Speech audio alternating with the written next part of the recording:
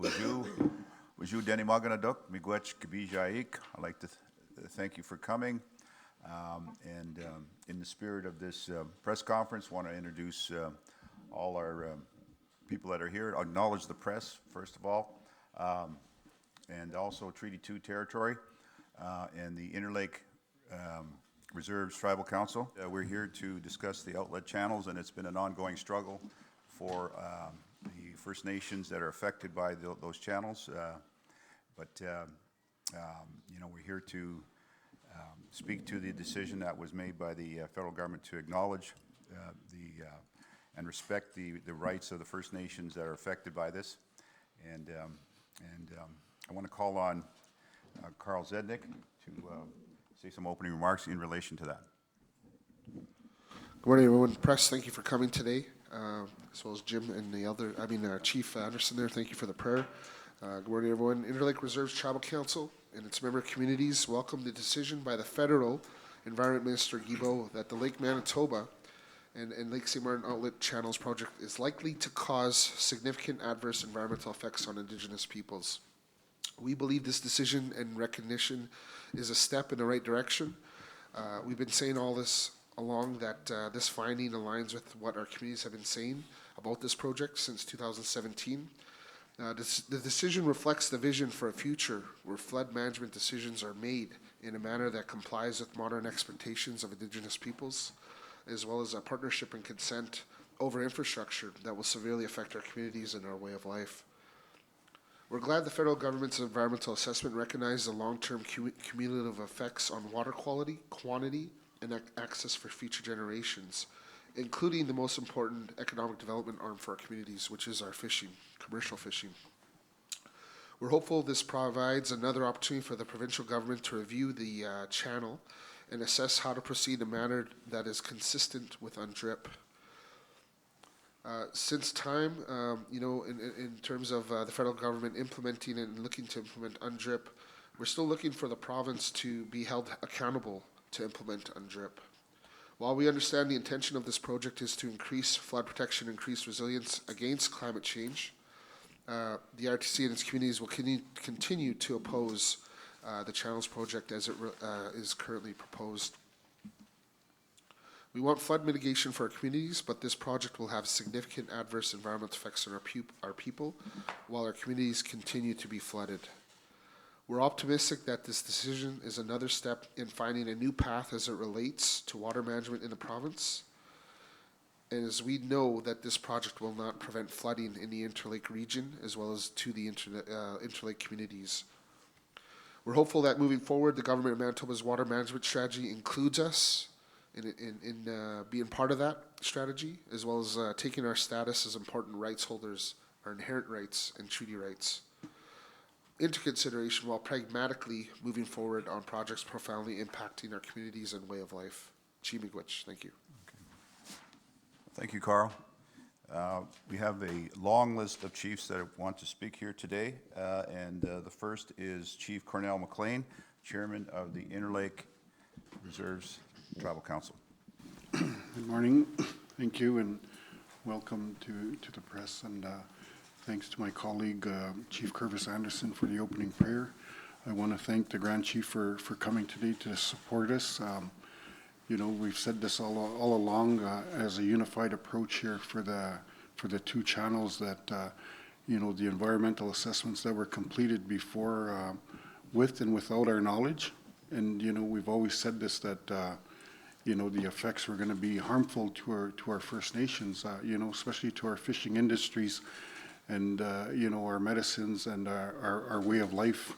And, it's just been proven now by the federal minister that, he looks at it the same way, and, we're hoping that he can present that to his colleagues as well in government, and we will do the same here for, the Premier. We've had many conversations with the Premier in terms of where do we go, what our next moves are.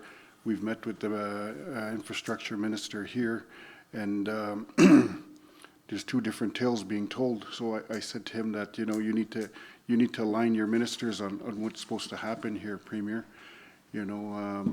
We appreciate the fact that he's First Nation. We're not looking at it in that aspect. We're looking at him as a citizen of Manitoban.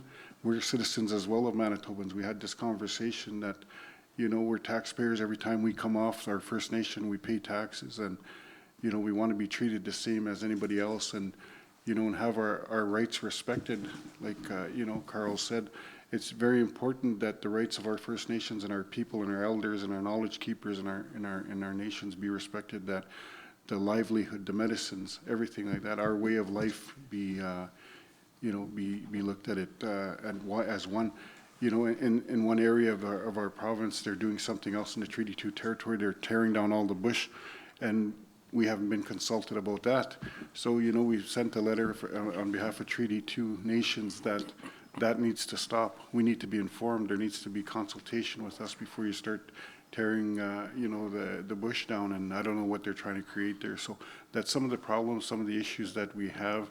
You know, we're looking at the bigger picture here. We're not against protecting the city of Winnipeg. We certainly want to be a part of that process, but we don't want to be the sacrifices either, because a lot of our people were displaced from that flood of 2011, 2014, 15, and so forth. And some of the adverse effects, you know, mental health issues and that, and different kinds of cultures now that our people are living in. They're trying to put our communities back together.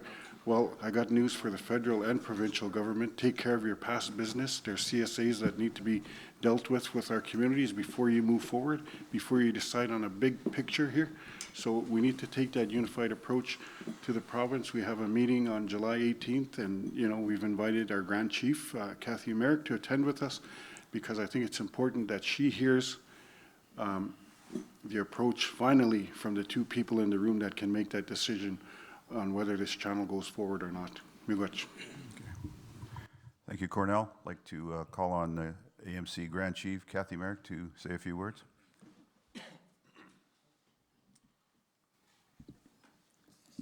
Kusania, good morning. Kagana kita tamiskat na this morning. Minepis witap maki kukamaka nag kitsike ko na ni mutagik utini mi o chiminoti tayo. So today I come here to stand and support Chief McLean, who's the chair for the Interlake Tribal Council chiefs. And I acknowledge all the chiefs that are present here, as well as to give thanks for the opening prayer, that it will lead us to a better place when it comes to our people. And I come here to support them as they call on provincial government to seriously consider the devastating findings of the environmental assessment completed by the federal Minister Guilbeault. The findings from Minister Guilbeault are substantive and must not be dismissed or taken lightly as mere suggestions. The Assembly of Manitoba Chiefs has supported this process from the request of the chiefs, and we wrote to provincial and federal ministers regarding the environmental impacts of the Lake Manitoba and Lake St. Martin Channel projects in February of this year. So they've been at it for a very long time, for years, where they have come together as leadership to be able to speak about the devastation of what the impacts of this project is doing in their traditional territory. I'm glad to hear that the conclusions of the federal assessment supports the concerns of the leadership. First Nations across regions continue to be displaced because of the environmental problems caused by these types of major development projects. It's all over, but I came here to be able to speak to this particular project.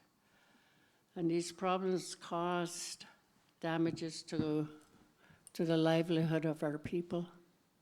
We are protectors of the water. We are protectors of the land. We live off the land, the fisheries, and ultimately impairs the ability of First Nations to express to the fullest extent their distinct, inherent, and treaty rights. So I'm going to repeat that again. Their distinct, inherent, and treaty rights. The way these projects reduce and limit the expression of these rights is not something to be taken lightly. And it beckons to all levels of government to work with First Nations leadership directly, and not in an oversight capacity. When we first engaged with this new leadership, it was always echoed to the Premier and the ministers that we be at the table, that we sit at that table when decisions are made, and not in the back as previous governments have done to our people. These are First Nation lands, and we're too truly to reset the relationship between the province and First Nations leadership.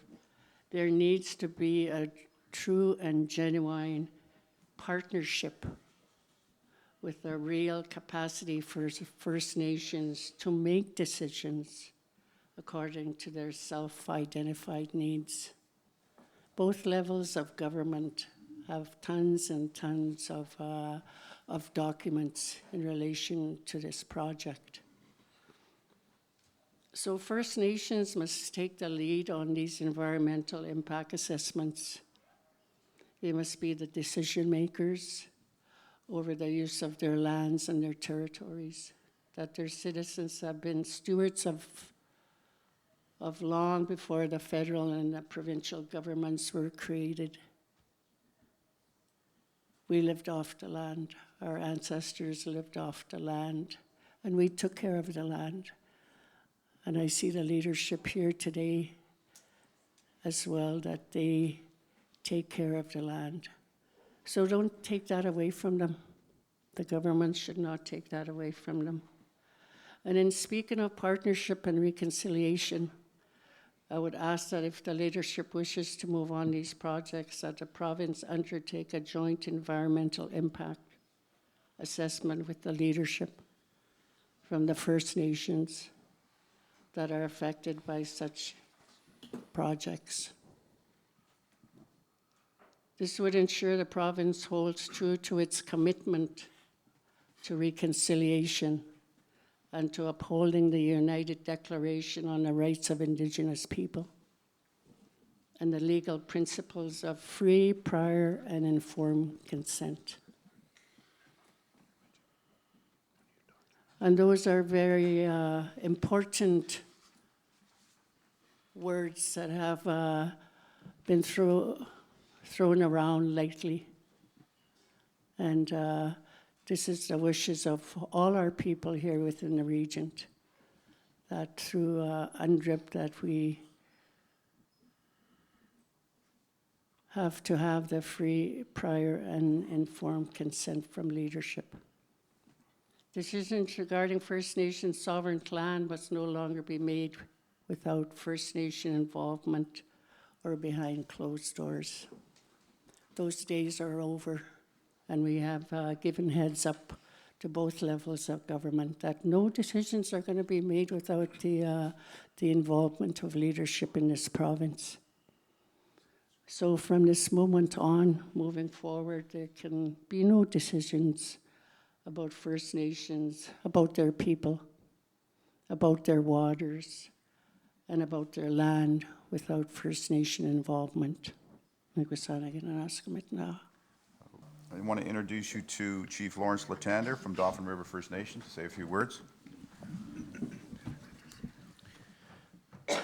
Good morning. Miigwech, thank you for the opportunity to be here today to speak on this issue.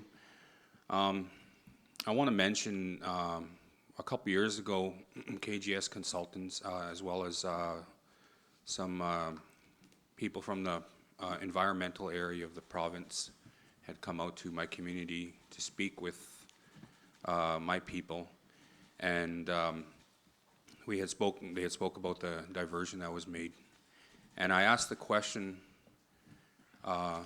actually about environmental studies, and when it started, I believe in 2012 or 2011, I asked if there was any studies done, because the issue that was brought up was a lack of hunting grounds for my people.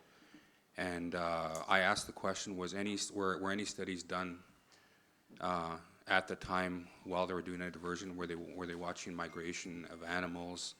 Was anything done to take care of stuff like this? And their answer was no. There was no studies done from 2012 to 2015, so there was a 3-year gap where nobody knew what was going on with anything with wildlife. And another question was brought up about a tugboat that had been turned over when the diversion was first opened up. A tugboat had turned over and was in the water upside down for quite a while. Oil had leaked out from that tugboat, and one of our fishermen was actually on the basin of the Sturgeon Bay of Lake Winnipeg, where the diversion would eventually come out from, where the water would flow.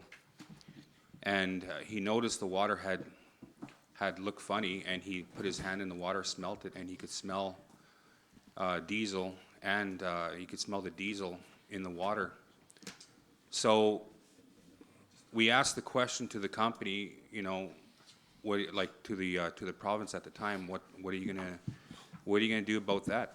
You know, what's the solution? Like, you know, and they advised that they were just a new team. They had just taken over from the previous members who were there during the time, and they said they had no reports whatsoever that a tugboat had been turned over in the water, which was pretty shocking to us. So are they going to hold themselves accountable for not having that 3-year gap of not taking any studies whatsoever on the wildlife? And what about the tugboat that had turned over? Did they put that in their reports, or did they shove that under the rug? That's the question that I have today, because my community is situated at the end of it all. And still to this day, we're still affected by all of this. The diversion itself is only 10 minutes away from my community in the winter. You can drive by snowmobile to the diversion. And you know, they've built a really good road to that diversion. There's no towns whatsoever, but yet they've built a really good road compared to my road, which is Provincial Road 513, which is horrible. Yet they take the time to build this road really well for nobody who lives at the end of it all. You know, that is, what does that tell you about how much they really do care about First Nations? I'll just put that out there right now. You know, we seem to always get the short end of everything. Seems like we always have to beg for something. Why should we beg? We're the people that were here first. Take care of us.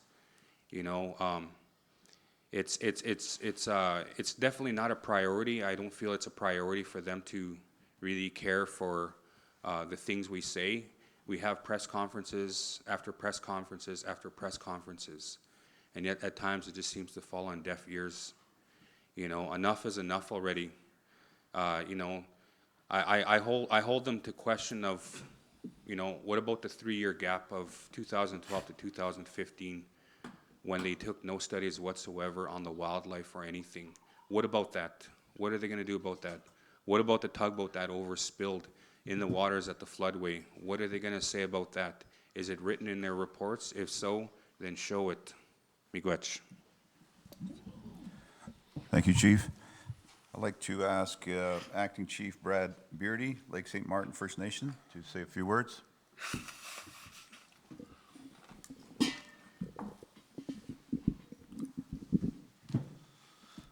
Good morning. Good morning. And, I'd like to thank Chief Curtis Anderson for the prayer. We have Grand Chief Kathy Merritt here, Kichimi West, for coming out, and Chief Cornell McLean for his remarks in the open. So I am from Lake St. Martin First Nation, which would on the shores where Lake St. Martin So this, it affects a lot of different things. Like we mentioned, there's fishing that was mentioned here, like fishing. There's trapping out there. There's like farming. It affects a lot of different things.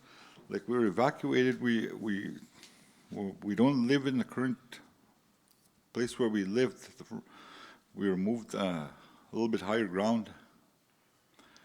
So the roads right now in Lake St. Martin that people, our elders, like to go back there and visit where they grew up, but they can't now because of the road. The road was washed out, and if we somewhere along the way, like we want to replace that road, fix it, so at least our elders could go to the community and visit the site where they grew up. So maybe in the near future that this could be done. And I understand that Lawrence's comment also, right? His comments and the concerns he has for his community, and you know we are together here on the tribal council here to find a solution here. Miigwech. Thank you, Brad. I'd like to call on Councillor Daryl Shorting, Little Saskatchewan First Nation. Hi, good morning, everyone, to all the chiefs, our Grand Chief. Chimiigwech mai bisaik. Ibinunta me kay ginawa. Kaguma nukiaga na kaya wat kayo na ni buwan nukiyok. Tago chimiigwech dinagi ni no Chief magabi wichi gabi ting Chief Cameron Catchaway.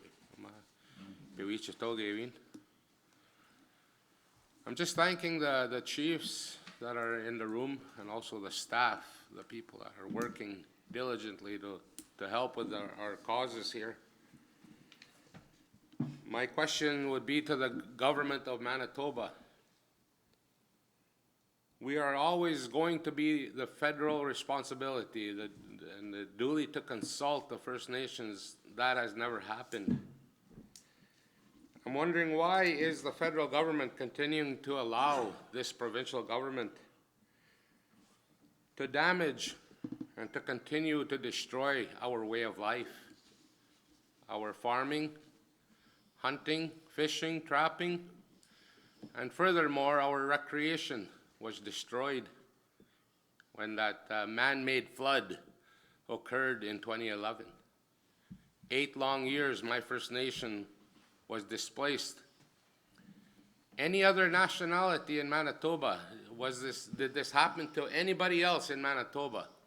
Why are we different?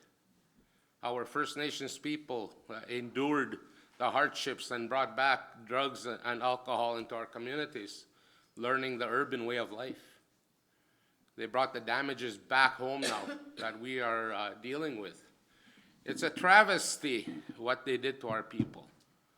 And what they did to our people, feeding our people the garbage food here in the urban settings, because they were not properly housed. They were housed in at the Winnipeg Convention Center. Some were in hotel rooms.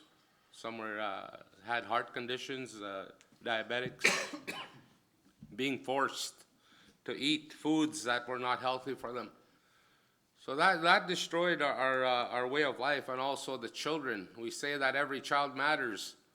When this flood occurred, not our children did not matter. So, you know, our children were also disrupted in the area of education. They were deprived of education. The health center, the school, the daycare, band office, and also our arena were all destroyed. And still to date, none of those entities have been opened with new facilities. And here, Canada has no problem sending $500 million to the Ukrainian war. They have no problem sending money up when there's a hurricane or an earthquake somewhere in the world.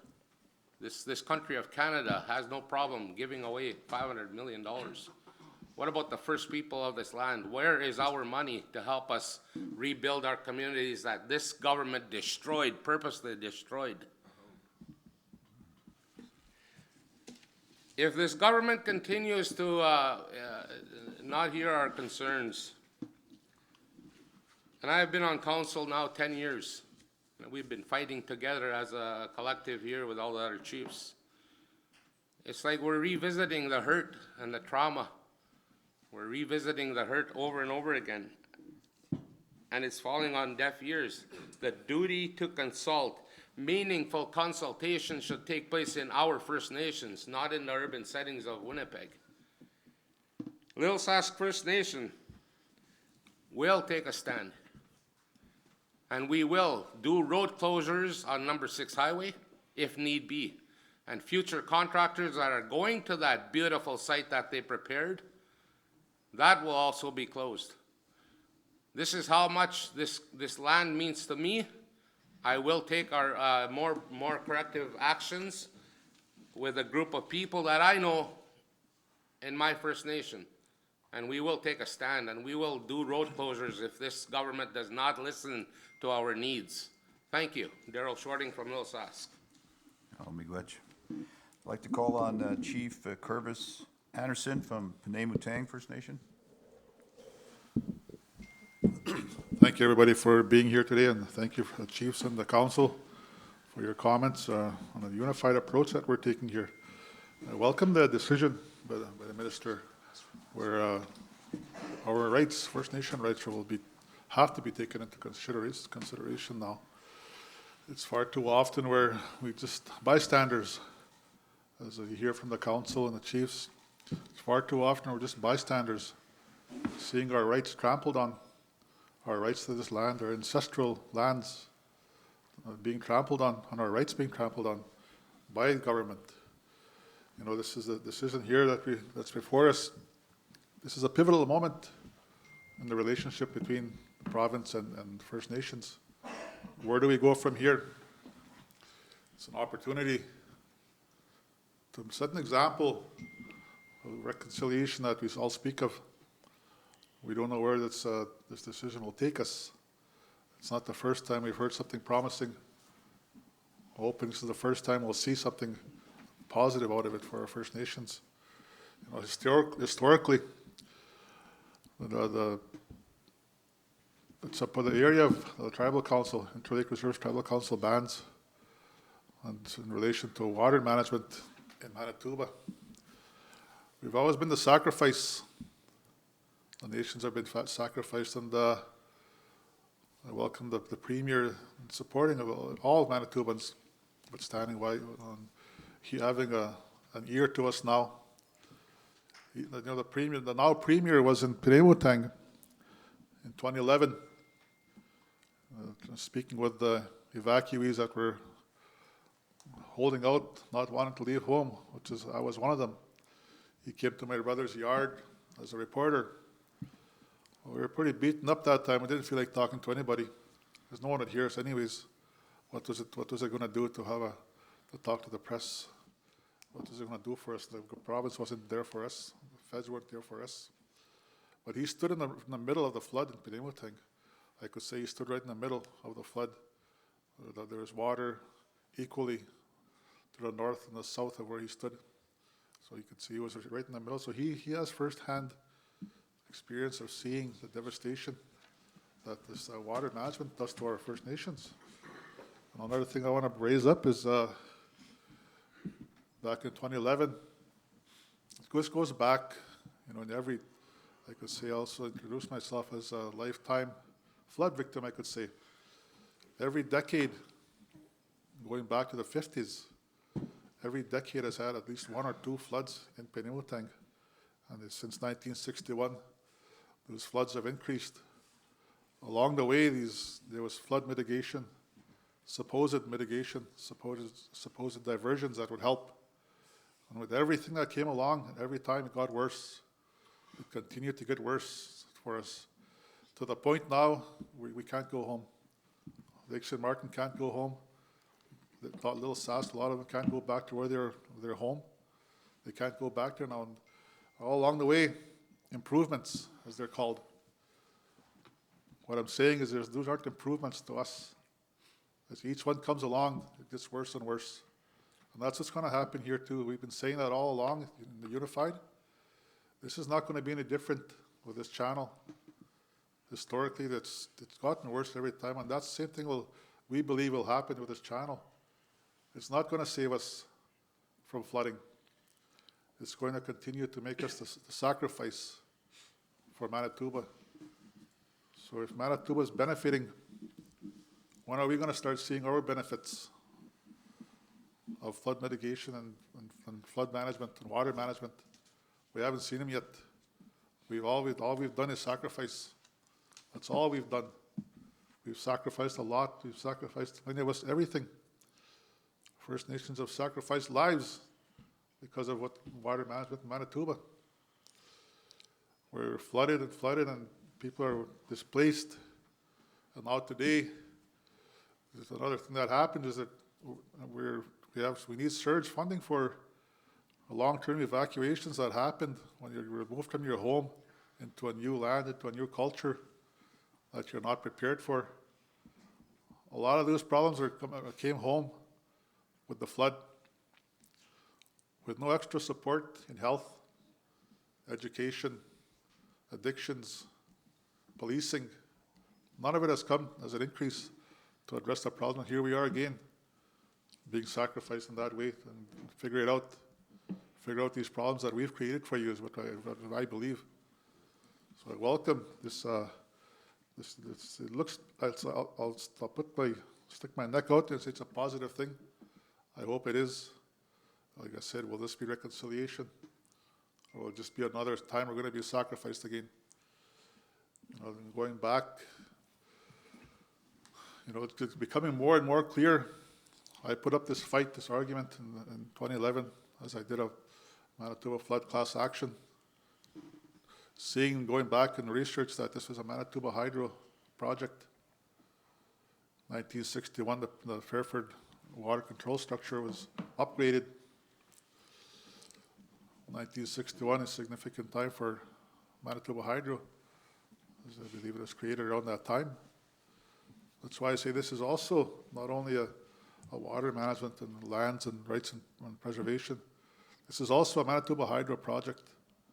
And I welcome the Premier's decision that now all the First Nations are able to speak with Manitoba Hydro, where in the past we couldn't sit at the hydro table, we couldn't talk to them, they were very protected. I'm glad to see that we are able now to speak with them. So those are my comments for now, and thank you all for being here and for listening to the chiefs, and I'll leave it at that. Where do we go from here?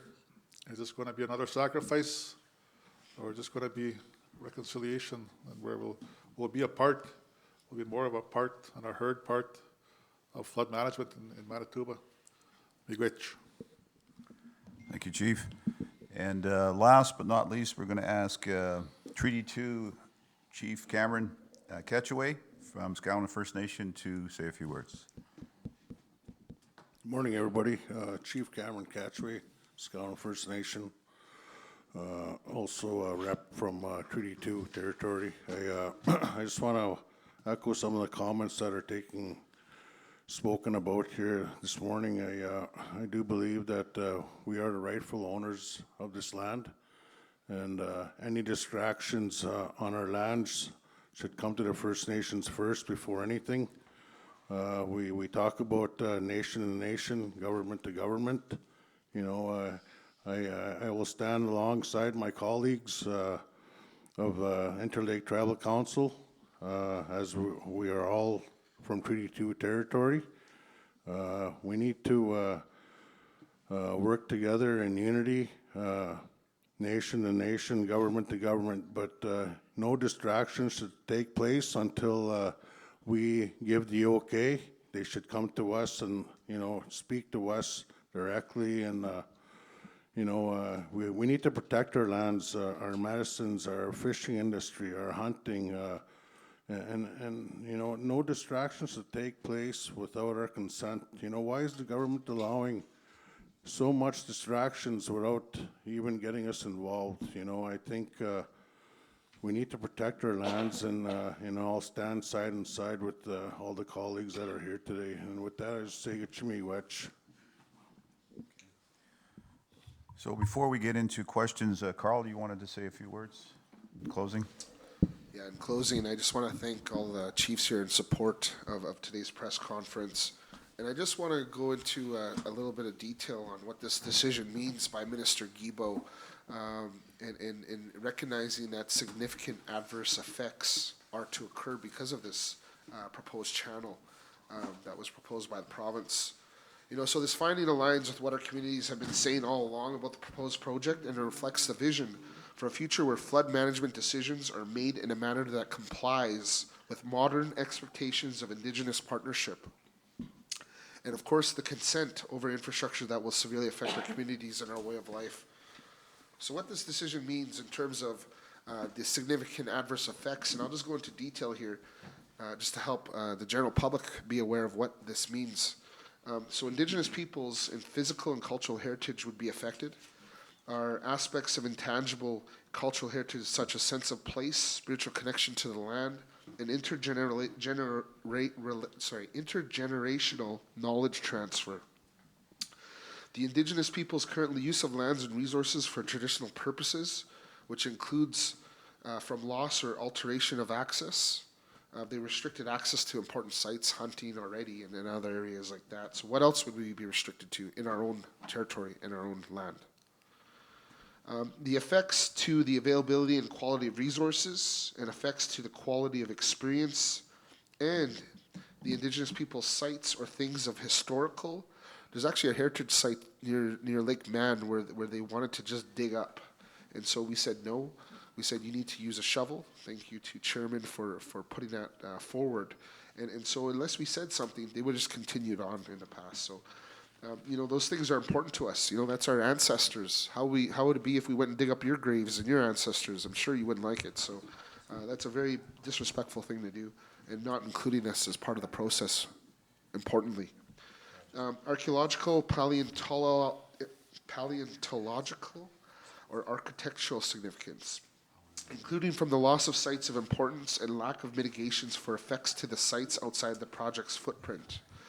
You know, the hope is that the provincial government works. This new government, we're hopeful. Wab Canoe, my hat's off to you, as well as your ministers, you know, willing to work with us, willing to meet with us regularly. And so we see that site and that effort as a step forward.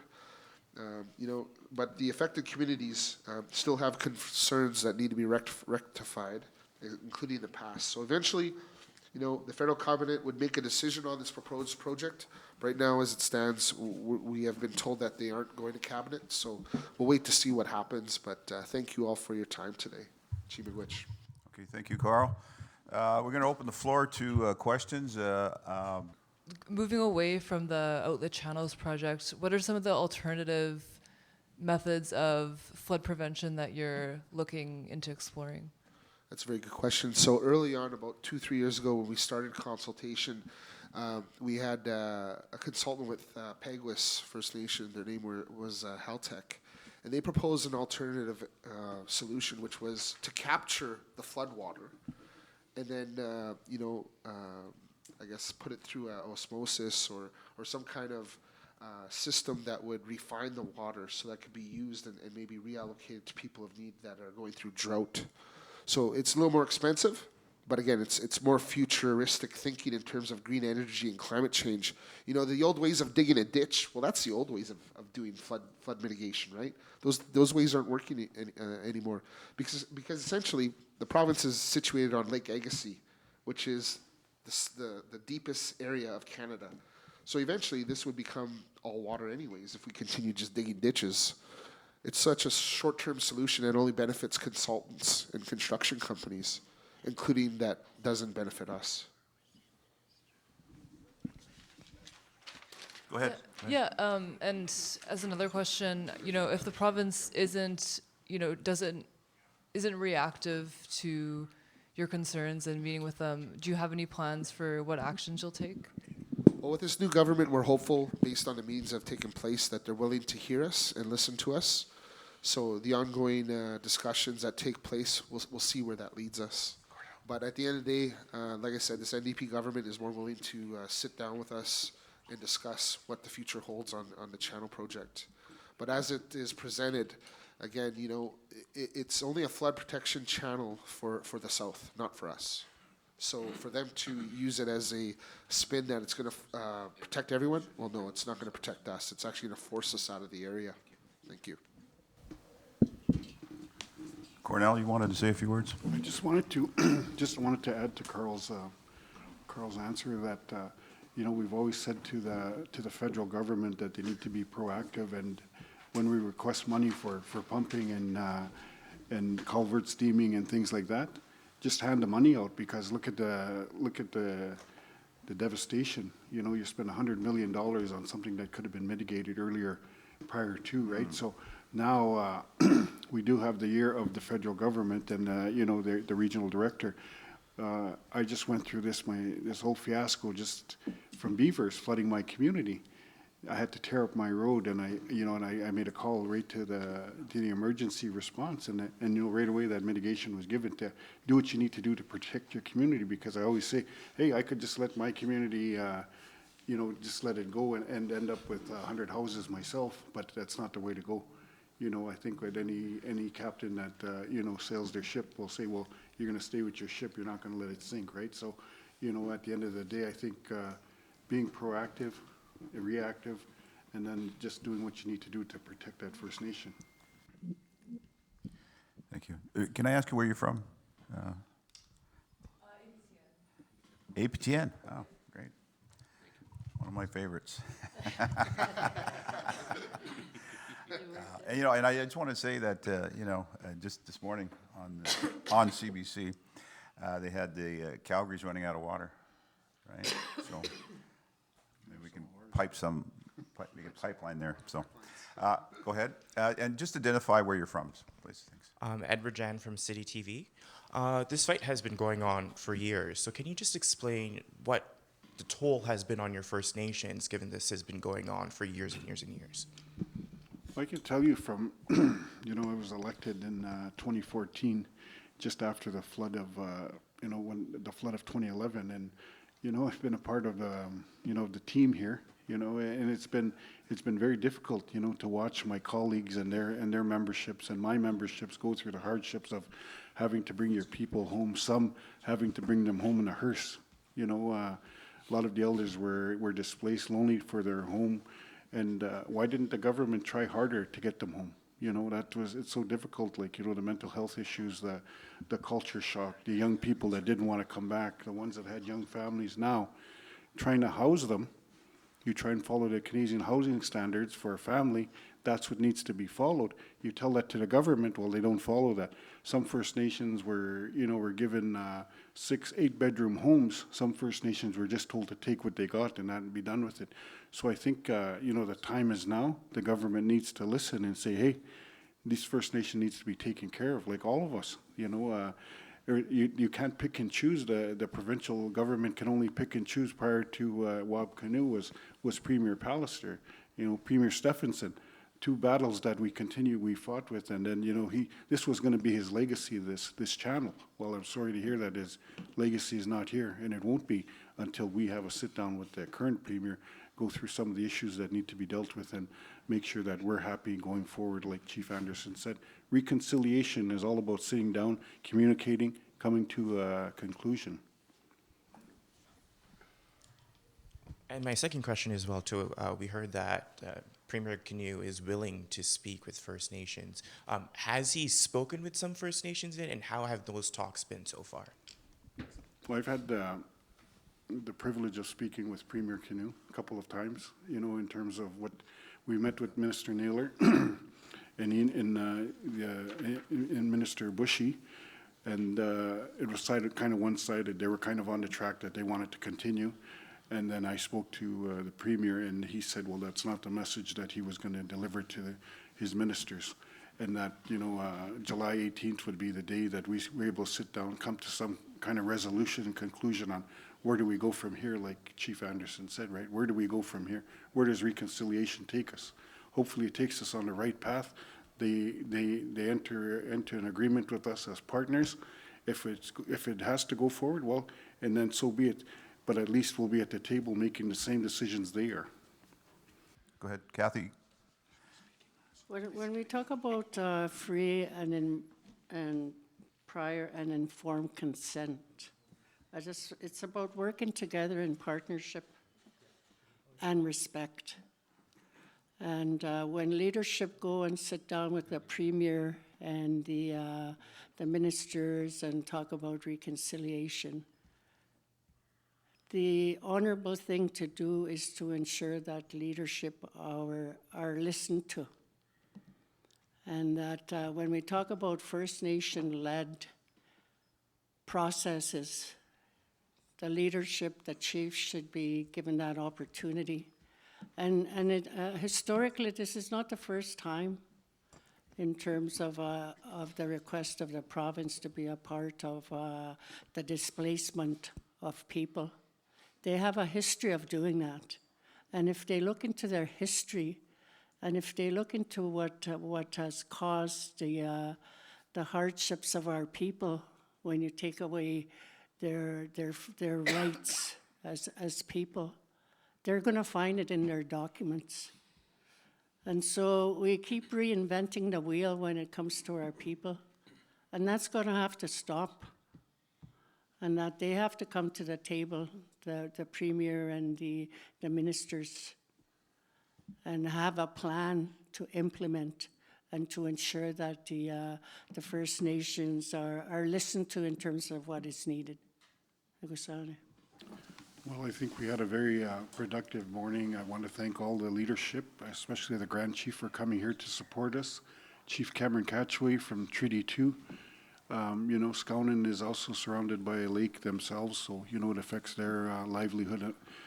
And, you know, we just want to be heard, just like, you know, all the chiefs are saying from the table here. We just want to be heard. We want to be a part of the process. And we're looking forward to meaningful dialogue with the Premier and his ministers. Miigwech.